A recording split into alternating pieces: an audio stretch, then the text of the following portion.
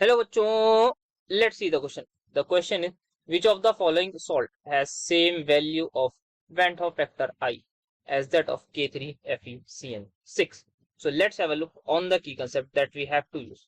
So यहाँ पे जो की कंसेप्ट यूज होगा वो हमारे पास यूज होगा Van't Hoff फैक्टर का, विच टेल अस कि हमारे पास जो है क्या कोई सॉल्ट या फिर जो भी कंपाउंड है, जो भी इलेक्ट्रोलाइट है, वो हमारे पास पानी में जाके ब्रेक डाउन हुआ है तो उसके कितने मॉलिक्यूल्स बन गए हैं.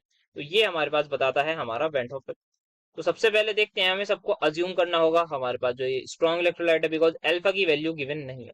तो यहाँ पे अगर अल्फा की वैल्यू गिवन नहीं है, मतलब अल्फा मेरे पास, मैं सबसे पहले अज्यूम कर रहा हूँ अल्फा को 1 के इक्वल, तो आई जो है मेरा एन के इक्वल आ जाएगा. सो आई हमारे पास इक्वल होता है 1 plus N minus 1 into alpha.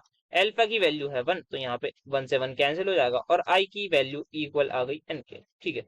तो यहाँ पे जो है अब जैसे ही ये वाटर में आएगा तो ये ब्रेक डाउन होगा. किसमें ब्रेक डाउन होगा? 3 पोटेशियम आयन में, प्लस हमारे पास ये जो पूरा कोऑर्डिनेशन स्फीयर, ये जो बॉक्स बना है इसको कोऑर्डिनेशन स्फीयर कहते हैं, बड़े ब्रैकेट को. ये इस तरीके से ब्रेक डाउन होगा. यहाँ पे 3 माइनस आ जाएगा, बिकॉज 3 इंटू 1 क्या होता है? 3 प्लस चार्ज यहाँ गया, तो इसको न्यूट्रलाइज करेगा 3 माइनस. तो यहाँ पे देखते हैं 3 पोटेशियम, एक ये पहले, ये कितने थे? ये हमारे पास एक कंपाउंड था, ये ब्रेक डाउन हो गया 4 पार्टिकल्स में. तो इसका मतलब जो एन है उसकी वैल्यू आ जाएगी 3+1, दैट इज इक्वल टू 4. मतलब इसका वेंट ऑफ फैक्टर है 4. तो हमें ऐसा कंपाउंड देखना है जिसका वेंट ऑफ फैक्टर 4 हो, वही हमारा आंसर होगा. तो स्टार्ट करते हैं Na2SO4 से. तो यहाँ पे सबसे पहले जो Na2SO4 है, इसको जैसे ही वाटर में डालेंगे तो ये ब्रेक डाउन हो जाएगा 2Na positive plus SO4 2 negative में हो जाएगा. तो यहाँ पे देखें तो ये 2 और ये एक, जो आई है मेरा किसके इक्वल है? एन के इक्वल है, that is equal to 2+1 that is 3. तो यहाँ पे ये मेरा आंसर नहीं होगा, बिकॉज मुझे तो चाहिए 4.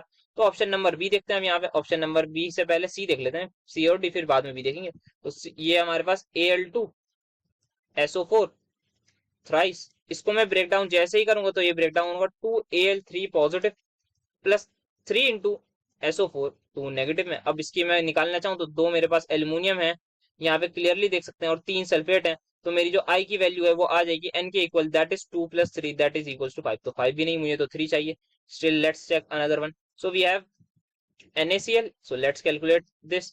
तो ये ब्रेकडाउन सिंपली हो जाएगी Na positive and Cl negative में. तो यहाँ पे एक एक मॉलिक्यूल हमारे पास आएगा, तो एक इसका I की वैल्यू आ जाएगी 1+1 that is equal to 2. Now we finally we have aluminium nitrate AlNO3 whole thrice. तो ये जो ब्रेकडाउन होगा हमारे पास, ये हमारे पास होता है ब्रेकडाउन, एक एल्यूमिनियम आएगा 3+ का, साथ में क्या आएगा? साथ में हमारे पास 3 नाइट्रेट आयन आएंगे NO3-. तो यहाँ पे देखेंगे ये एक, ये 3, आई की वैल्यू क्या है? 1+3 दैट इज इक्वल टू 4, और यही हमें चाहिए था. सो ये हमारे पास पहले ऑप्शन नंबर बी था. सो एल्यूमिनियम नाइट्रेट हमारे पास है, तो आई की वैल्यू क्या चाहिए? हमें 4 ही चाहिए थी, और ऑप्शन नंबर बी में ही आ रही है. सो हमारे पास जो आंसर हो जाएगा ऑप्शन नंबर बी ही हो जाएगा. So the final answer is going to be option number B. Hope you understood well. Best of luck.